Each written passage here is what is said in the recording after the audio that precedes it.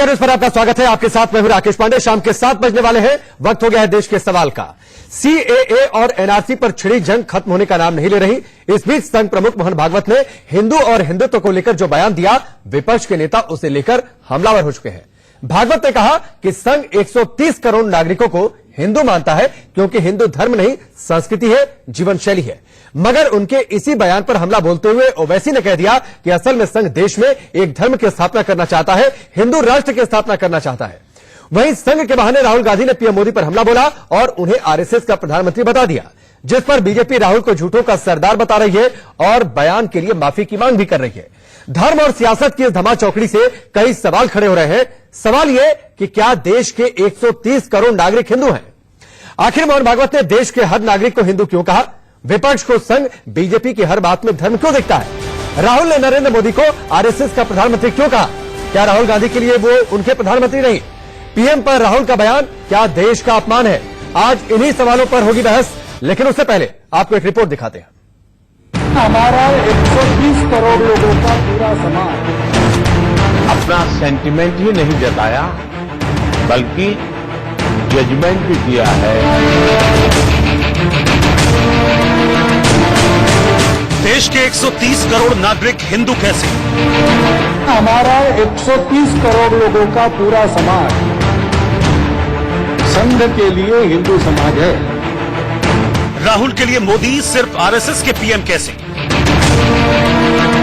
इस चुनाव में 130 करोड़ भारतीयों ने अपना सेंटिमेंट ही नहीं जताया, बल्कि जजमेंट भी दिया है।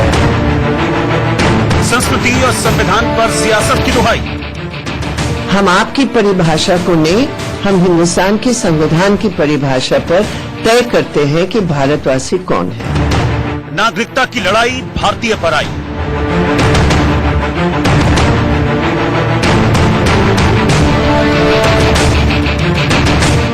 दो हफ्तों से सीएए और एनआरसी पर देश भर में नागरिकता की लड़ाई, भारतीय पराई।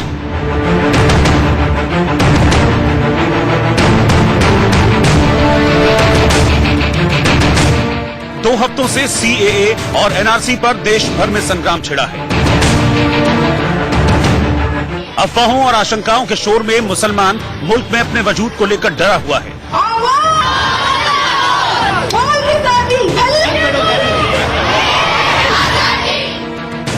सरकार की अपील आशंकाएं दूर कर पाने में नाकाम दिख रही है। ऐसे वक्त में हिंदू और हिंदुत्व पर राष्ट्रीय स्वयंसेवक संघ के प्रमुख मोहन भागवत के बयान से कई सवाल खड़े हो रहे हैं। मैं हिंदू कहता हूं तो किसी को छोड़ता नहीं। किसी भी भाषा का बोलने वाला हो, किसी भी प्रांत का रहने वाला हो, किसी भी उपासना पद्धति में पूजा करने वाला हो या किसी की पूजा न करने वाला हो, वह भारत माता का पुत्र हिंदू है। और इस अर्थ में हमारा 130 करोड़ लोगों का पूरा समाज संघ के लिए हिंदू समाज है। संघ तो सबको अपना मानता है, संघ सबका भला चाहता है, संघ सबको एक सूत्र में पिरोना चाहता है, उन्नत बनाना चाहता है। वो क्या मानते हैं उसका प्रश्न है, हम क्या मानते हैं इसका प्रश्न नहीं है। हिंदुत्व पर भागवत ने जो कहा, करीब करीब वही बात सुप्रीम कोर्ट भी कह चुका है। हिंदुत्व को धर्म नहीं बल्कि जीवन शैली बताते हुए 1995 में जस्टिस जेएस वर्मा की अगुवाई वाली बेंच ने फैसला सुनाया था कि हिंदुत्व शब्द भारतीय लोगों के जीवन पद्धति की ओर इशारा करता है। इसे सिर्फ उन लोगों तक सीमित नहीं किया जा सकता जो अपनी आस्था की वजह से हिंदू धर्म को मानते हैं। साल 2016 में सामाजिक कार्यकर्ता तीस्ता सेतलवाड़ ने हिंदुत्व पर सुप्रीम कोर्ट से 1995 के फैसले पर पुनर्विचार की मांग की थी, जिस पर सुनवाई के बाद 7 जजों की संविधान पीठ ने पुराना फैसला ही बरकरार रखा। मगर भागवत के बयान पर हमले हो रहे हैं। तो भारतवासी का परिभाषा धर्म के साथ जोड़ा नहीं जाता है, और इसलिए मोहन भागवत जी को मैं यही रिक्वेस्ट करती हूँ, आप काइंडली संविधान को पढ़िए। हम आपकी परिभाषा को नहीं, हम हिंदुस्तान की संविधान की परिभाषा पर तय करते हैं कि भारतवासी कौन है। संविधान में आर्टिकल 26 क्यों है, आर्टिकल 29, आर्टिकल 30 क्यों है? इसलिए कि ये देश का कोई मजहब नहीं है। आरएसएस ये चाहती है कि भारत का, हिंदुस्तान का एक ही मजहब हो जाए, वो नहीं हो सकता जब तक जो अंबेडकर ने संविधान बनाया है, आइन बनाया है, उससे मुताबिक इस मुल्क का एक मजहब नहीं हो सकता। ये मुल्क सब मजहब को मानने वाला है। सवाल है कि जब सुप्रीम कोर्ट के फैसले पर बात खत्म हो गई तो भागवत के बयान पर सवाल क्यों खड़े किए जा रहे हैं? क्या इसलिए कि वो उस आरएसएस के प्रमुख हैं जिससे जुड़ी पार्टी बीजेपी सत्ता में है? और हमला करते करते राहुल गांधी जैसे नेता देश के प्रधानमंत्री को झूठा बताते हुए उन्हें सिर्फ आरएसएस का प्रधानमंत्री बता देते हैं। राहुल जी ने क्या बोला? राहुल जी ने कहा कि प्रधानमंत्री झूठ क्यों बोल रहे हैं। प्रधानमंत्री ने रामलीला ग्राउंड में पूरे देश के सामने ये कह रहे हैं कि डिटेंशन सेंटर नहीं है, नहीं है, नहीं है, तो प्रधानमंत्री झूठ क्यों बोल रहे हैं? वो राहुल जी ने कहा है। एक तो झूठ बोलो, ऊपर से जो है उसका जवाब देने की जगह हमसे प्रश्न पूछो, ये तो कमाल की बात है। जहां तक राहुल गांधी जी का सवाल है, शायद उनको पता नहीं है कि प्रधानमंत्री आरएसएस के प्रधानमंत्री नहीं, भारत के प्रधानमंत्री होते हैं। उनके भी प्रधानमंत्री हैं, हमारे भी प्रधानमंत्री हैं और पूरे भारत के प्रधानमंत्री हैं। और जहां तक सच और झूठ का सवाल है, ये अतिशयोक्ति नहीं होगी अगर हम राहुल गांधी को झूठों का सरदार कहें। नागरिकता कानून, एनआरसी और डिटेंशन सेंटर पर सच और झूठ, सबूत और माफी सिर्फ सियासत के हथियार हैं। वैसे ही जैसे शुरुआत के लिए धर्म को हथियार बनाया गया था, मगर सवाल है कि क्या धर्म के नाम पर शुरू हुए नागरिकता के संग्राम को अब संस्कृति और भारतीयता के नाम पर नया ट्विस्ट दिया जा रहा है? लेकिन विपक्ष, संघ और बीजेपी की मंशा पर सवाल उठाते हुए हर कवायद को मजहबी संग्राम में बदलने में कोई कसर नहीं छोड़ रहा। Bureau report, India news. तो ये रिपोर्ट आपने देखी। आज के सवालों के सिलसिले की शुरुआत करें उससे पहले आपका परिचय आज के मेहमानों से करवा देते हैं। हमारे साथ सुरेश वर्मा है, भारतीय जनता पार्टी के प्रवक्ता के तौर पर। समीर चौगाटकर साहब हैं, आरएसएस के सपोर्टर हैं, आरएसएस के विचारधारा पर अपनी बातचीत रखेंगे। इलियास शराफुद्दीन है, इस्लामिक स्कॉलर। निशांत वर्मा आपसे थोड़ी देर में हमारे साथ जुड़ेंगे, पॉलिटिकल एनालिस्ट के तौर पर। और शिवम त्यागी भी अब से थोड़ी देर में 2 से 3 मिनट में हमारे साथ जुड़ेंगे, पॉलिटिकल एनालिस्ट के तौर पर। सबसे पहले सुरेश वर्मा जी, आपसे इस बहस की शुरुआत करता हूं। भारतवासी को सिर्फ भारतवासी कहने में क्या दिक्कत है? ये उससे हिंदू शब्द से क्यों जोड़ दिया जाता है, ये जानते हुए किस पर बवाल होगा? देखिए, पहले तो मैं बता दूं कि आरएसएस के चीफ ने जो बोला है 100% हम उनके बयान से एग्री करते हैं, क्योंकि आरएसएस चीफ की भावना को समझना जरूरी है, कॉन्टेक्स्ट को समझना जरूरी है। उन्होंने वही बोला है जो सुप्रीम कोर्ट ऑफ इंडिया ने कहा था कि हिंदू जो है एक वे ऑफ लाइफ है, कल्चर है, ये धर्म नहीं है। ये जो आपको लेफ्टिस्ट वाले आप वृंदा का दिखा रहे हैं, चाहे ओवैसी जी का दिखा रहे हैं, ये बिल्कुल कंफ्यूज कर रहे हैं। धर्म जो है सनातन धर्म होता है, ये हिंदू धर्म टाइप का कोई चीज नहीं है। मुझे नहीं पता हिंदू धर्म क्या है। हिंदुइज्म तो वे ऑफ लाइफ है जो हमें मिलता है, और प्रत्येक व्यक्ति जो भारत में जन्मा हुआ है वो अगर वो अपने कल्चरल इतिहास के साथ जुड़ना चाहता है, चाहे मुसलमान हो, चाहे हिंदू हो, चाहे क्रिश्चियन हो। क्या मुसलमान 1400 साल से शुरू हुआ? उसके पहले का उसका इतिहास नहीं है, उसकी संस्कृति नहीं है? क्या मुसलमान जो पद्धति को अपना रहा है, जो कल्चर अपने घर में अपनाता है, क्या उसका हिंदू संस्कृति से कोई वास्ता नहीं है? ये कह देना बिल्कुल गलत होगा। और आरएसएस तो एक बात बताइए, क्या आपकी और संघ की नजर में देश के 130 करोड़ नागरिक सभी हिंदू हैं, और इसमें क्या वो 18% मुस्लिम भी आते हैं? और क्या मुस्लिम इस बात को मानने के लिए तैयार होंगे? सबके सब आते हैं। आता हूं समीर जी, मैं सबके सब आते हैं, हिंदू, मुसलमान, क्रिश्चियन। तो ठीक है, एक बात क्लियर कर दीजिए ताकि मैं दूसरे मेहमान का रुख भारत की पद्धति बदली है। ठीक है सुदेश जी, एक बात क्लियर कर दीजिए, हिंदू राष्ट्र कब बना रहे हैं? सुनिए, आप हिंदू राष्ट्र कब बना रहे हैं? एक बात क्लियर कर दीजिए, फिर मैं दूसरे मेहमान का रुख करता हूं। हिंदू राष्ट्र एक पॉलिटिकल कॉन्सेप्ट है, उसकी बात नहीं कर रहे हम। नहीं, वही तो एजेंडा है ना, संघ का वही तो एजेंडा है जिसके तहत ये सब कुछ हो रहा है। आप बताइए, मुसलमान ने जब अपना पूजा पद्धति बदला तो इबादत का तरीका बदला ना, अपने पूर्वज को तो नहीं बदल दिया, अपनी संस्कृति को तो नहीं बदल दिया। बात संस्कृति की हो रही है। ठीक है, जवाब ले लेता हूं। इलियास शराफुद्दीन, क्या आप इनकी बातों से सहमत हैं, और क्या आप इस बात को मानेंगे कि आपके पूर्वज हिंदू थे, आप भी हिंदू हैं?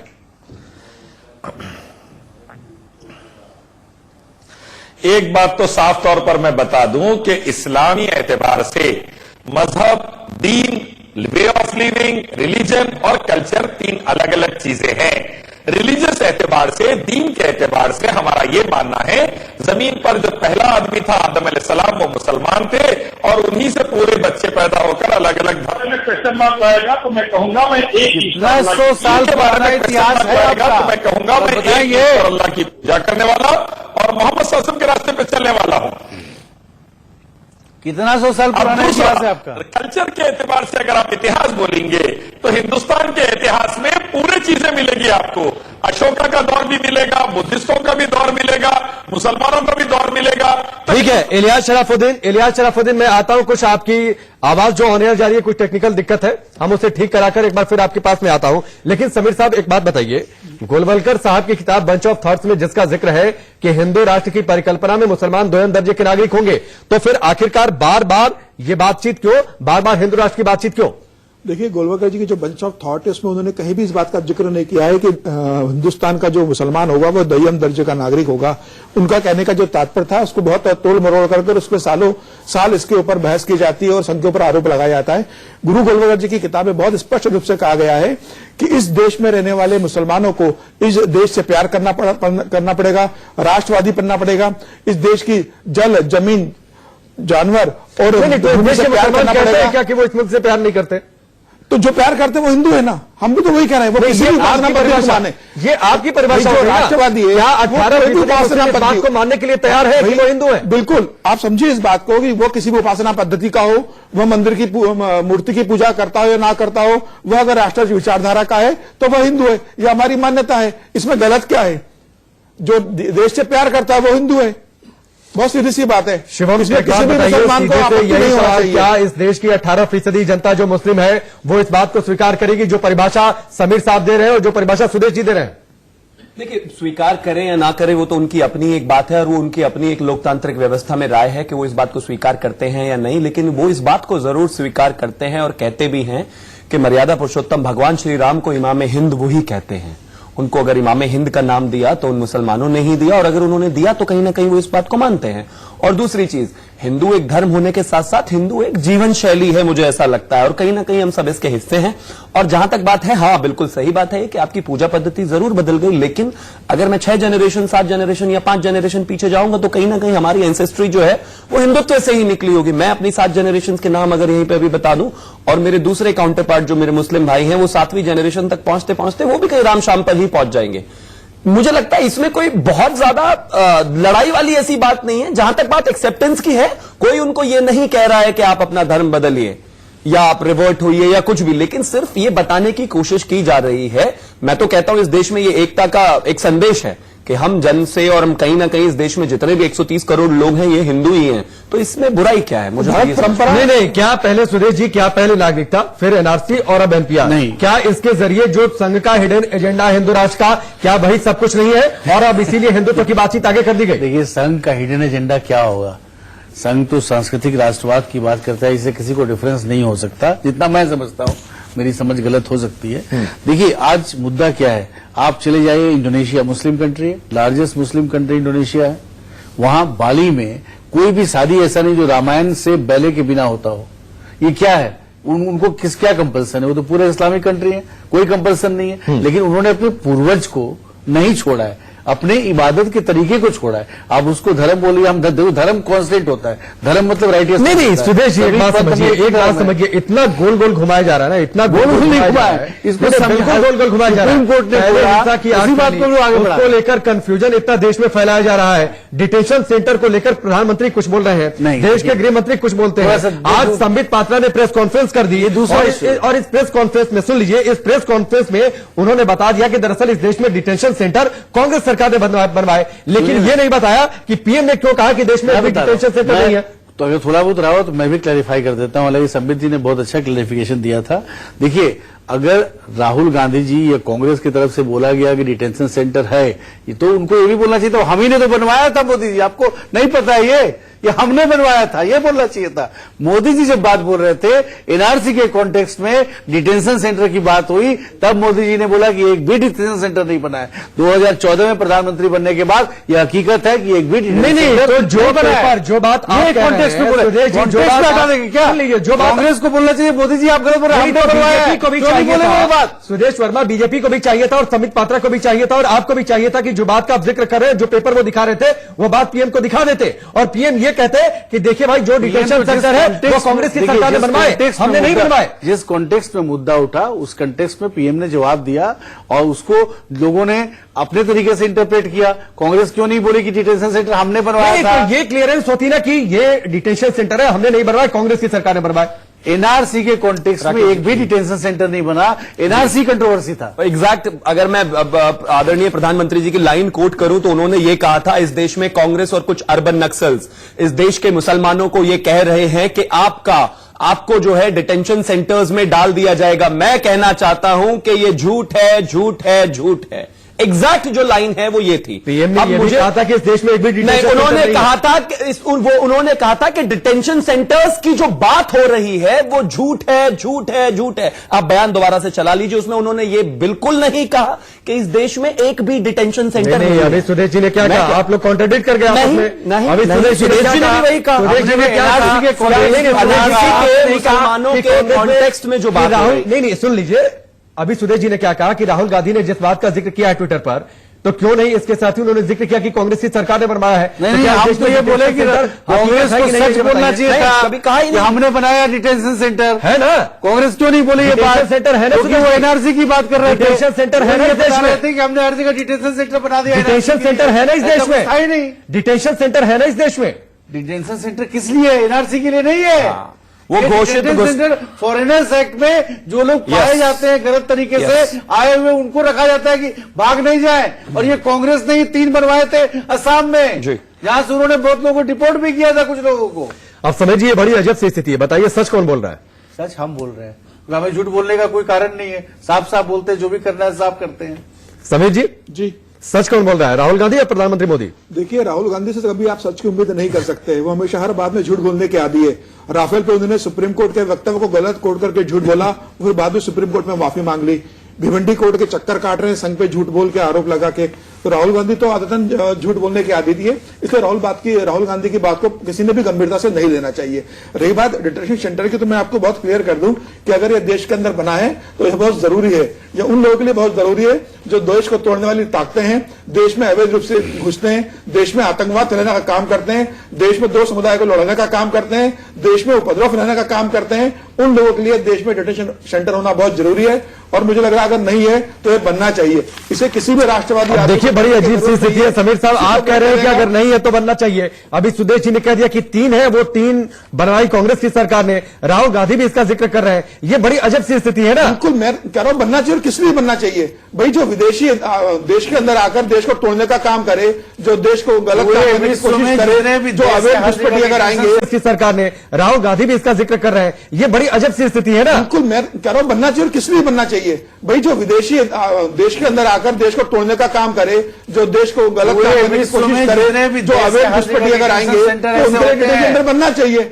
या कोई कुछ भी करेगा और साइन करता रहेगा। नहीं है ना, है सुदेश जी। तो सवाल तो यही है कि फिर ये क्यों कहा गया कि डिटेंशन सेंटर नहीं है? क्योंकि एनआरसी के संदर्भ में बोला गया था। आप उस संदर्भ में मत लाइए, एनआरसी के संदर्भ में नहीं है। और क्लियर हो जाता है, थोड़ा सा और क्लियर हो जाता है कि साहब एनआरसी के संदर्भ में नहीं है, दूसरे संदर्भ में है। तो इतनी अफवाह और इतना भ्रम तो नहीं फैलता नहीं है। मेरा सीधा सा सवाल है कि अगर राहुल गांधी आज ट्विटर पर यह कह देते हैं कि प्रधानमंत्री मोदी आरएसएस के प्रधानमंत्री हैं, वो उन्हें झूठों का सरदार बता देते हैं, आपकी ओर से अलग झूठों का सरदार बता दिया जाता है। आखिरकार ये जो भ्रम की स्थिति है, अगर ये बहुत ज्यादा उनकी भाषण में क्लियर रहता, अब तक का मुझे लगता है कि अब तक का सबसे लंबा भाषण पीएम मोदी का रहा, करीब 97 से 100 मिनट का उनका भाषण रहा। तो इसमें थोड़ी सी 1-2 मिनट और देकर वो क्लियरेंस और हो जाती। देखिए, वो क्लैरिटी जिसको जानना चाहिए था, पूरा क्लैरिटी था। जो कंफ्यूजन करना चाहते थे वो पकड़े गए हैं गलत फीट पर। आज देखिए जिस तरह से अभद्र भाषा का प्रयोग राहुल गांधी जी ने किया है। मैं तो ये बोलना चाहूंगा कि उनको थोड़ा सा अपने कल्चर को जानना चाहिए। अगर वो कल्चरली हिंदू होते तो ऐसा नहीं बात बोलते। प्रधानमंत्री से तुम तड़ाक कर रहे हैं, अरे भैया आप हैं क्या? डायनेस्टी में आप होंगे, देश के चुने हुए प्रधानमंत्री हैं, कम से कम प्रधानमंत्री। चलिए ठीक है, इलियास शराफुद्दीन जुड़ चुके हैं। इलियास शराफुद्दीन, मुझे लगता है कि थोड़ी सी बात गंभीर होगी। टास्क का इलियास शराफुद्दीन कोई सीरियस रामलीला से लाइव का कार्यक्रम नहीं है, रामलीला से लाइव नहीं चल रही है कि आप बड़ी कोई और हंसते नजर आए। सीरियस सी बात है, सीरियस डिबेट है। एक बात बताइए, एक तो क्या जो हिंदू की परिभाषा दी गई, क्या आप उससे सहमत है? और जब सुप्रीम कोर्ट ने कह दिया कि हिंदू तो एक जीवन शैली है, तो हिंदुत्व शब्द से इतनी बेचैनी क्यों? हिंदू के मसले में बता दूं कि अगर ज्योग्राफिकली कहेंगे कि इंडस रिवर के बाजू रहने वाले हिंदूस है तो उसमें मसला नहीं है, लेकिन कल्चर या रिलीजन के एतबार से मुसलमानों का कल्चर भी अलग है और रिलीजन भी अलग है। पहले आदमी जो आदम अलैहिस्सलाम जमीन पे थे वो मुसलमान थे, उन्हीं से तमाम बच्चे पैदा हुए, हमारा ये मानना है। और अब दूसरी बात यह है कि संघ जो खरीद करना चाह रहा है, कह रहा है कि 130 करोड़ लोगों को हम अपना मानते हैं, तो अगर वो वाकई अपना मानते हैं तो महात्मा गांधी के मर्डर से लेकर बाबरी मस्जिद तक तोड़ने तक संघ के लोग इन्वॉल्व नहीं रहते, गुजरात से लेकर मुजफ्फरनगर के फसाद तक संघ के लोग इन्वॉल्व नहीं रहते, लिंचिंग के अंदर संघ के लोग इन्वॉल्व नहीं रहते। ये वो लोग हैं जो शमशान कब्रिस्तान की पॉलिटिक्स कर रहे, मुसलमानों के घर में पुलिस वालों को घुसा के मरवा रहे, योगी के जैसे लोग। आप आके लोगों का पर्स कराइए, लोग मारिएगा तो पुलिस क्या करेगी? चुप रहेगी पुलिस? नहीं लाते आप आगे रास्ता फैलाएंगे, पुलिस क्या करेगी? पुलिस धर्म देख के नहीं जाती है, पुलिस धर्म नहीं देखती लोगों का, पुलिस क्रिमिनल देखती है, नॉन क्रिमिनल देखती है। बिठाते हैं लोगों को अपने घर में शरण देते हैं, देश को तोड़ने वाली ताकतों को अपने घर में शरण देते हो। अरे भैया सरदार वल्लभ भाई पटेल ने सबको बैन किया था आरएसएस को, आतंकवादी बोलकर क्यों बैन किया था आरएसएस को? ठीक है, एक मिनट समीर जी, एक मिनट। इलियास शराफुद्दीन थोड़ा सा शांत हो जाइए। इलियास शराफुद्दीन ने आरएसएस को बैन किया था आतंकवादी। इलियास शराफुद्दीन एक मिनट मेरी बात सुनिए। इलियास शराफुद्दीन एक मिनट इतिहास है, बैन हट भी गया था, कहाँ जा रहे पुराना? ठीक है, इलियास शराफुद्दीन एक बात बताइए, मोहन भागवत ने जो शब्द का जिक्र किया, हिंदुत्व शब्द का जिक्र किया, सुप्रीम कोर्ट ने 1995 में कहा था कि हिंदुत्व एक जीवन पद्धति है, नेहरू जी की किताब में भी इस बात का जिक्र है, तो क्या आप लोगों को हिंदुत्व शब्द से फिर इतनी दिक्कत क्यों है आखिरकार?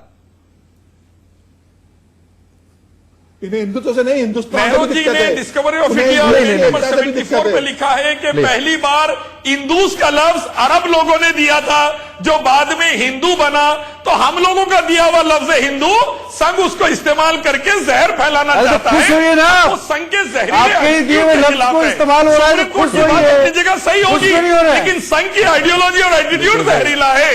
मस्जिदें तोड़ना, फसाद करना, लिंचिंग में मासूमों को मरवाना, शमशान कब्रिस्तान की पॉलिटिक्स करना, कलमे मुल्ले पाकिस्तान जाओ बोलना, पुलिस को यूज करके मासूमों का एनकाउंटर करवाना, ये संघ की आइडियोलॉजी के खिलाफ है। देश को तोड़ने का ये मुद्दे से दल्लालों के, अंग्रेजों के दल्लाल नहीं है, अंग्रेजों के दल्लाल नहीं है।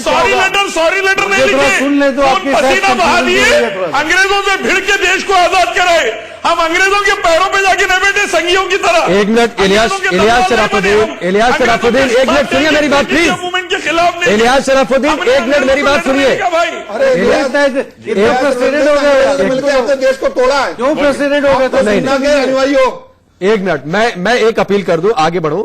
इलियास शराफुद्दीन आपके लिए भी थोड़ा सा एक मिनट सुन लीजिए, मुझे ब्रेक लेना है, सुनिए मेरी बात पहले।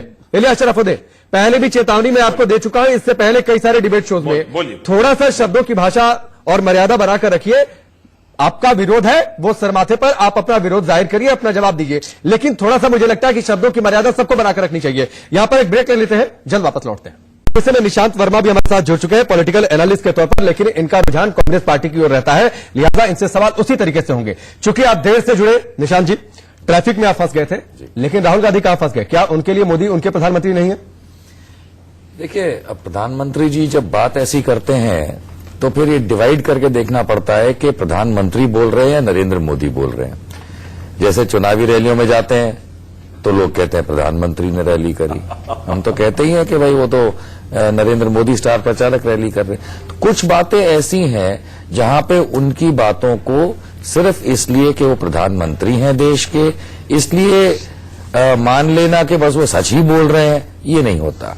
अब इसीलिए आप इनकार कर देंगे कि वो आपके प्रधानमंत्री नहीं है, वो देश के प्रधानमंत्री नहीं है, वो सिर्फ आरएसएस के प्रधानमंत्री हैं। सुनिए, देश का तो एक प्रधानमंत्री है भाई, लेकिन वो बिहेवियर अगर ऐसा करेंगे कि झूठ बोलेंगे, गुमराह करेंगे, तो मैं प्रधानमंत्री पोजीशन के लिए कुछ नहीं कहूंगा, पर नरेंद्र मोदी के लिए जरूर कहूंगा कि वो फला फला हैं। आप बताइए डिटेंशन सेंटर के लिए उन्होंने क्या बोला, आप बताइए होम मिनिस्टर को चुप कराने के लिए उन्होंने कहा कि अफवाह मत फैलाओ। तो ये तो इन लोगों का चाल, चरित्र और चेहरा है।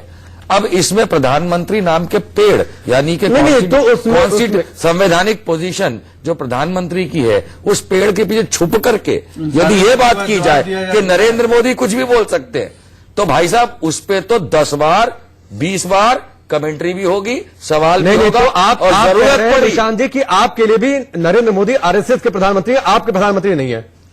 आप मुझे बताइए कितने डिटेल्स? नहीं, छोटा सा सवाल है, छोटा सा जवाब दे दीजिए, फिर मैं जवाब ले लेता हूं सुदेश जी का। हाँ या ना, सिर्फ सीधा सा जवाब दे दीजिए। देखिए, नरेंद्र मोदी भारत के प्रधानमंत्री हैं, पर बिहेवियर संघी प्रधानमंत्री वाला ना करें।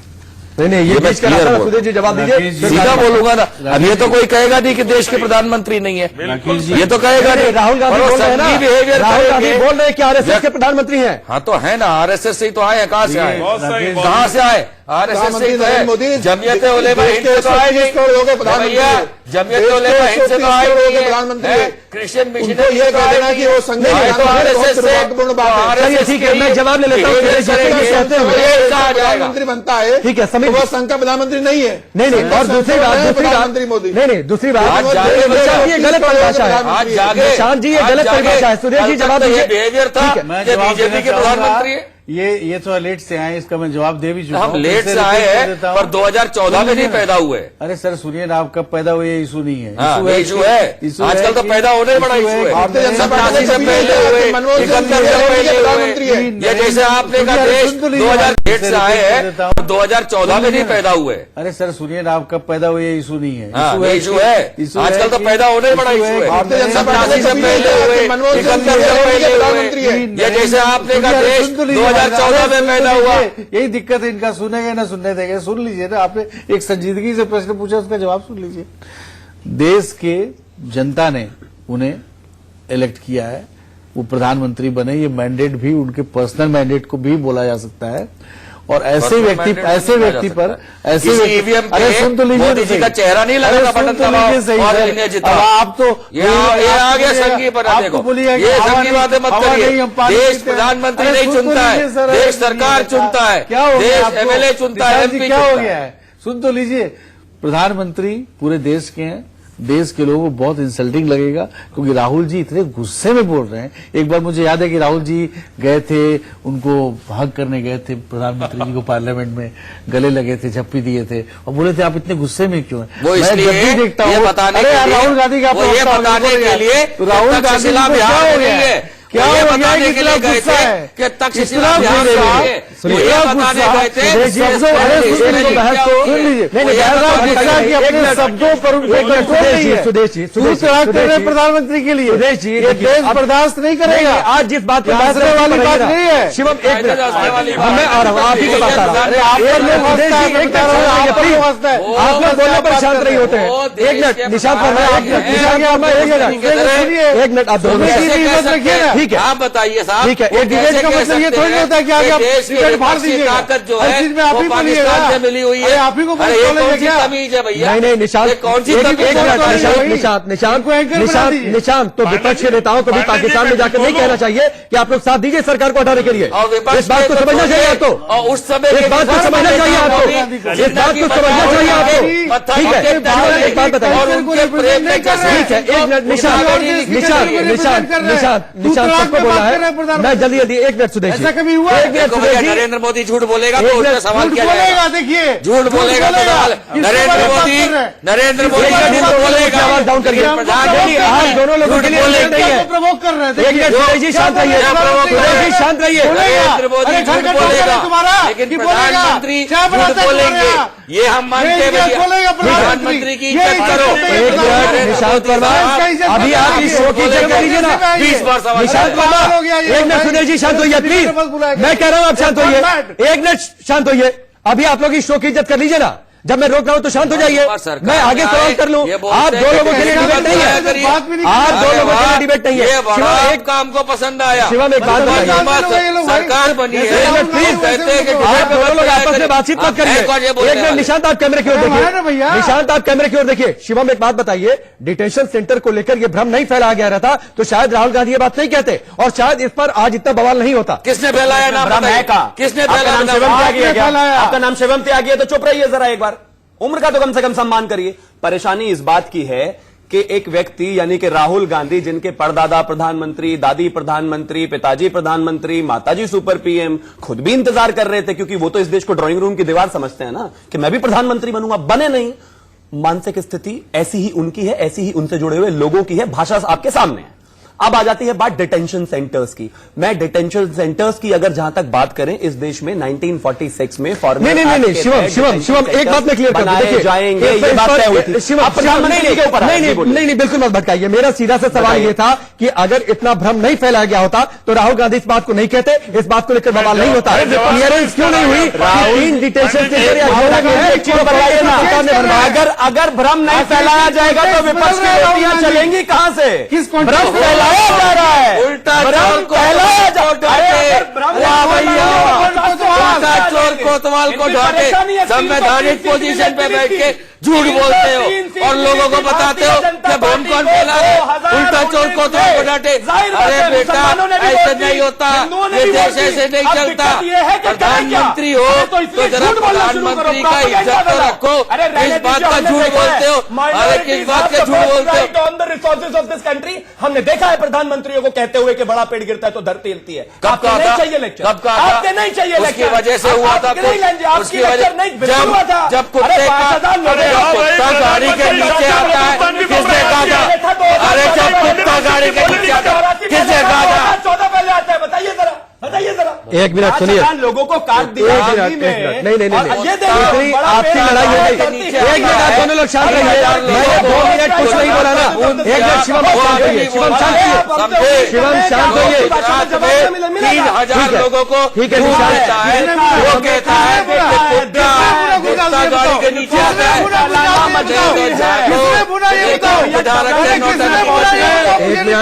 मिनट शांत होइए,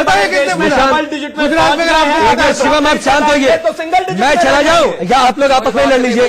नहीं एक मिनट निशान शांत होइए, नहीं चलेगा।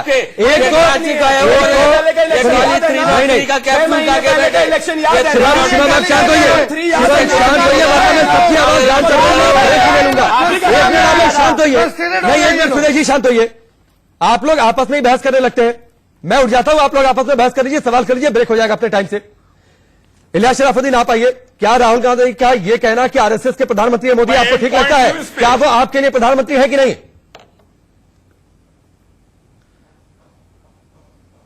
मैं ये कहना चाहता हूं कि जब वो प्रधानमंत्री रहते हैं तो सच्ची बात बोलना चाहिए। शमशान कब्रिस्तान की पॉलिटिक्स ना करे, ईद की और दिवाली की पॉलिटिक्स ना करे, मंदिर मस्जिद की पॉलिटिक्स ना करे, झूठ ना बोले, धोखा ना दे, लोगों को 15 लाख डलवा दे तो बोल के यू टर्न ले लिए, डिटेंशन सेंटर नहीं है बोल के डिटेंशन सेंटर के फोटोग्राफ वीडियो आ रही, तो प्रधानमंत्री रह के झूठे बात ना करे, वरना आरएसएस का मंत्री बोलना पड़ेगा प्रधानमंत्री। कोई सब्सटेंस नहीं है, कोई तर्क नहीं है। अरे भाई झूठे बात सारा झूठ बोल रहे हैं। तुम लोग पैदा ही से झूठे बताया कि कॉन्टेक्स्ट अगर आप यूज करेंगे कालाधन लाते बोले नहीं लाए, बंद कर देते बोले देश को इकोनॉमी में नहीं करे, क्राइम नीचे लाते बोले एक मिनट शांत होइए। सुरेश वर्मा शांत होइए। इलियास शराफुद्दीन एक मिनट। समीर जी एक तो ऐसी भाषा का इस्तेमाल मत करिए, मैं सबको ये कहता हूं भाषा की मर्यादा बनाकर रखिए। संयमित तौर पर जवाब देते हैं तो आप इलियास शराफुद्दीन का जवाब दीजिए। हाँ इलियास जी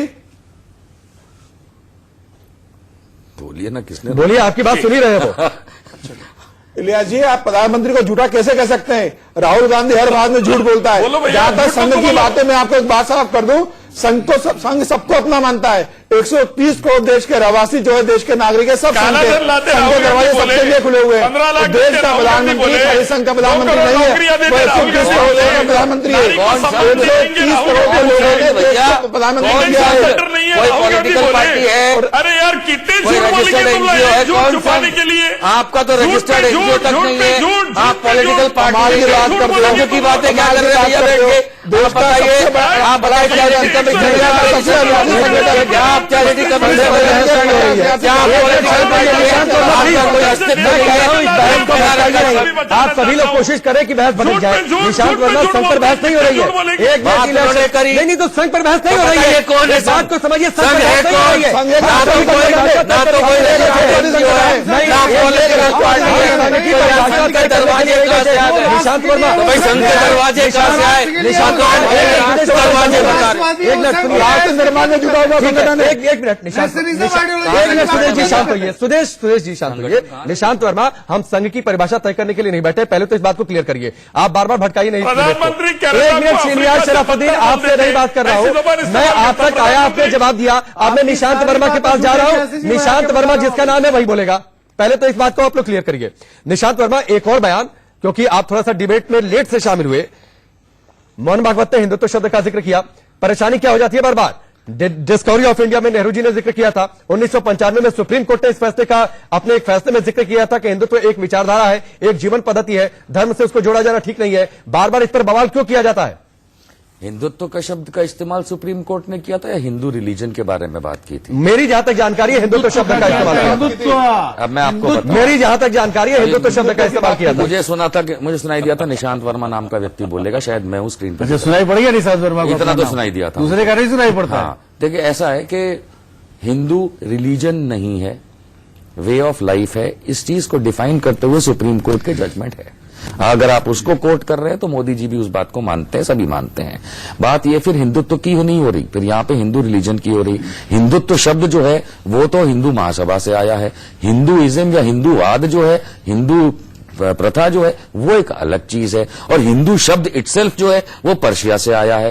तो इन बातों में जाकर के कोई अर्थ नहीं है इस समय घुस के, क्योंकि किसी भी हमारी धार्मिक किताब में हिंदू शब्द का उल्लेख नहीं है। अनुवादों में होगा जो संघ ने किया होगा, बिना बिल्डिंग का दरवाजा। लेकिन यहां पे ज्यादा जरूरी यह है कि राहुल गांधी ने ऐसा क्यों कहा। आई थिंक आपका पूरा का पूरा डिबेट उस बात के ऊपर है। राहुल गांधी ने इसलिए कहा क्योंकि नरेंद्र मोदी, ना कि प्रधानमंत्री, आपको पहले डिफरेंशिएट करना पड़ेगा इस बात को। आप आड़ लेके ये डिस्कशन नहीं कर सकते, और ना तो ये बात कर सकते। ये आड़ लेके नहीं कर सकते। आप मुझे बताइए किसी, अच्छा नहीं, एक मिनट आप तक, आप नहीं, बीजेपी सवाल मेरा होगा ना, सवाल मेरा होगा ना। एक मिनट सुदेश वर्मा शांत होइए सर, पॉलिटिकल रैली, मेरे को एक बात समझा दीजिए। मैं समझा रहा हूँ, एक बात समझा दीजिए, इस समय इस देश का प्रधानमंत्री कौन है?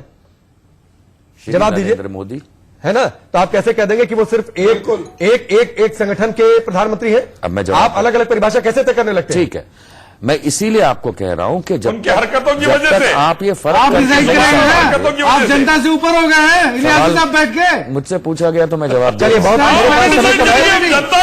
एक निशांत जी जल्दी से 20 सेकंड अपनी बात करते हैं। जब तक भारत की जनता, मीडिया और बीजेपी वाले जब तक प्रधानमंत्री की पोजीशन और नरेंद्र मोदी इंडिविजुअल को अलग करके उनके बर्तावों को नहीं देखेगी, तब तक आप ये डिस्कशन करते रहेंगे। नहीं, नरेंद्र मोदी जाते प्रधानमंत्री पोजीशन जाते आप लोग को अपना मतलब नहीं समझ में आता है, सब पर आरोप लगाइए। सिर्फ यही करते रहते आप उगलते और ठीक है, 10 सेकंड शिवम नहीं है समय के पास कोई लॉजिक नहीं है, सिर्फ हेटलेट है। 2014 से आप नहीं जीत सकते। वर्मा जी को सबसे पहले घर जाते ही ऋग्वेद पढ़ना चाहिए। मैं पेज नंबर भी इनको भेज दूंगा। तो अगर ये कहते हैं शब्द पर्शिया से आया और हिंदुत्व तो कहीं शब्द ही नहीं है, ये तो हिंदू महासभा ने बनाया, तो आपने इस देश के वेद पढ़े नहीं है। घर जाइए, वेद पढ़िए, ठीक है, चलिए समझिए। ठीक है, बस इतना ही है, बस इतना ही है। आप सबका हमसे जुड़ने के लिए बहुत बहुत शुक्रिया। जल्द वापस लौटते हैं।